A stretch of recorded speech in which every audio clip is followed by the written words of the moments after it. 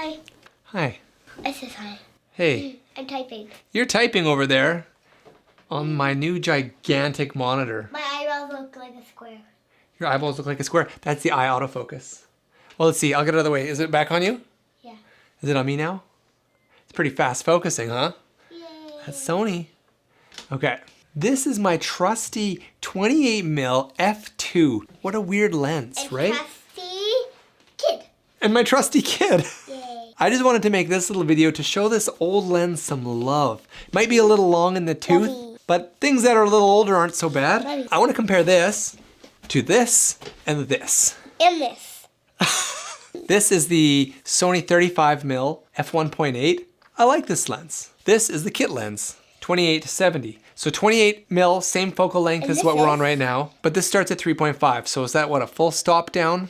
I always forget where the stops go. And this is a sticky end. The 28mm focal length is great. It's at the base of this, so it's not unheard of. It's not so janky of a length that nobody's ever heard of it or used it. Here's what I'm realizing. The 35mm is just a little too tight. This little setup here, this is my office. I'm pushed back against the wall. And in order for me to sit this close, look, right now I'm with my hand straight out. I can't quite touch. I'm about 4 inches away from the lens. As I'll switch over to the 35mm in a sec. In order to get this shot, sure, the 35mm gets really creamy bokeh and all that juicy stuff, but you have to sit further back. So I actually might be able to get a nicer bokeh with this 28mm because I can get closer to it than I can with the 35mm. Let's check that out right now. Whoa, well that's a little closer. That's me sitting in the same spot, my finger about 4 inches away from the lens. But look what I see now, right? For people that want to do headshots at home, Headshot. 35mm is pretty tight. I mean, you need a lot of space. A lot of people online, these creators, they love the 35mm lens, but you gotta have enough space to play with it. Sure, the bokeh looks great when I'm this close, but let's get back to a more reasonable...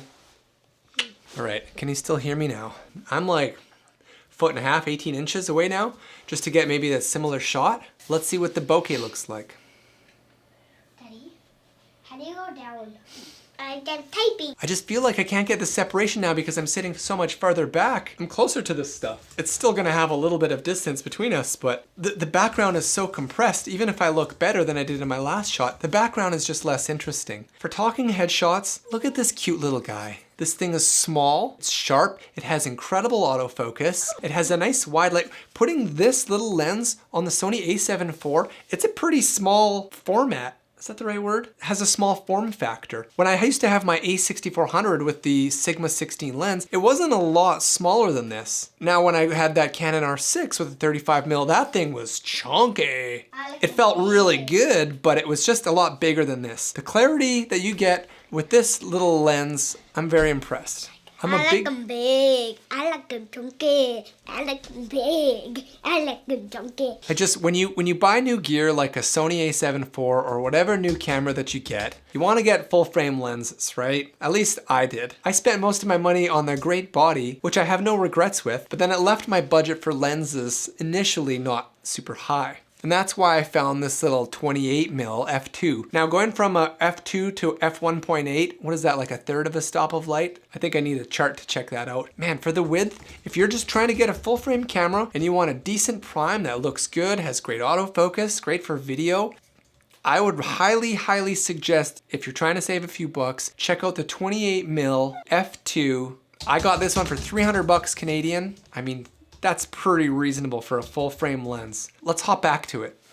Okay, we are back to 28mm. Only this isn't the prime, this is the kit lens. And I could do things like this. Hi, I'm a fancy YouTuber. I like to zoom in real quick, and then while I'm talking, I'll, well, wrong way. I am not used to doing that. Oh, microphone's moved. All right, there we go, we're back in range. This is the 28mm kit lens. I mean, it looks pretty good, right? If you just wanted a little talking head lens and you got the kit lens, not too shabby. Anything else that I want to do with this kit lens? I mean,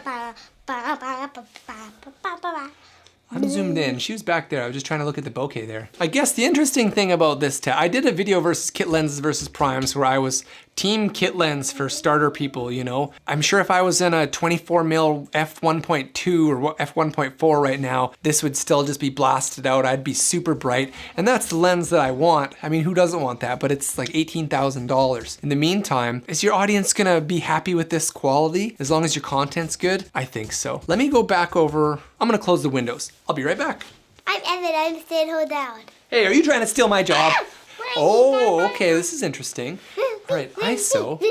I like to lock my ISO. Can I change it on the fly? No. Okay, well, I mean, that ISO is probably fine. I'm staying home, Dad.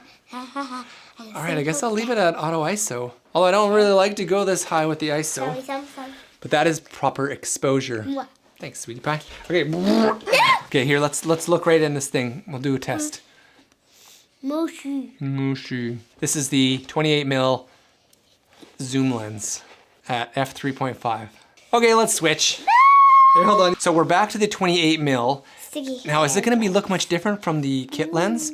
I'll tell you the difference right now is that I'm at ISO 320. So that's what? Half. I mean, we're, a stop and a half down. This has a lot more light coming through. Okay. While this doesn't have as wide open as the f1.8, 2 is no slouch. So let's take a look. How's that look? If you're gonna buy body only, and you want a lens that you can make a YouTube channel with, and you don't want to spend a lot of money, or you're not sure what your future is going to look like, but you want a lens to get started, get the 28mm f2, buy it used. I mean, heck, new, it's even pretty reasonable price, and this would be great for walking around snapping shots with. It can get good bokeh. Daddy. Okay, let's get closer in. Bring it in. How's the background looking? Not too shabby? What do you think happens if we hold the sticky hand? Yay, sticky. And there we go, we're back. Look how fast that was focusing. Incredible autofocus, just love it.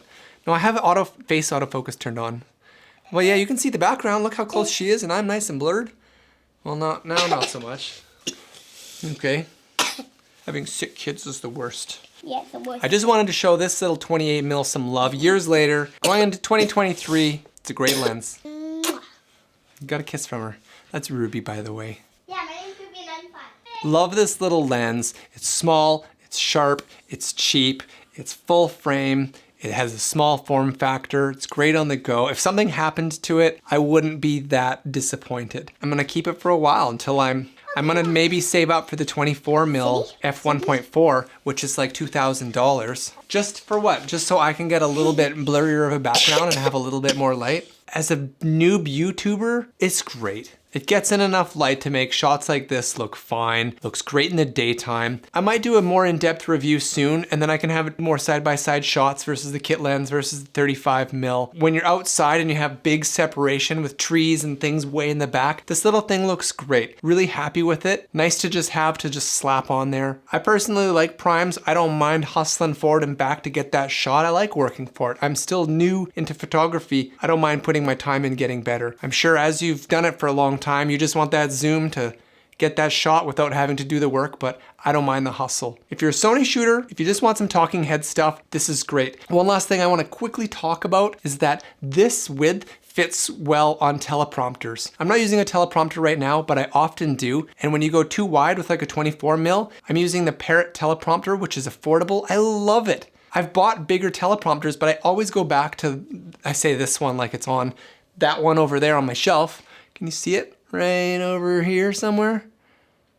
It's a great teleprompter, and the 28mm fits with it. As bad as I want a 24mm lens, then I'm gonna have black bars, and then I'm gonna have to crop in my shot, and then it's gonna defeat the purpose of getting it in a way. The 28mm is small, works with the teleprompter, which is huge for me, and allows me to get full frame goodness and all this stuff. Yada, yada, yada. I've talked about it a lot. Love this lens. When I was shopping for it, I wanted to see videos like this, which is why I made it this long, and hopefully you thought it was cute with my little kiddo in there. I'm glad to be talking about gear. I love talking about more gear. If you like it too, then maybe check out this video next. Or this one. Thank you for the support, for all the likes and comments. I love chatting in the comments. We'll see you next time on the Sad Studio.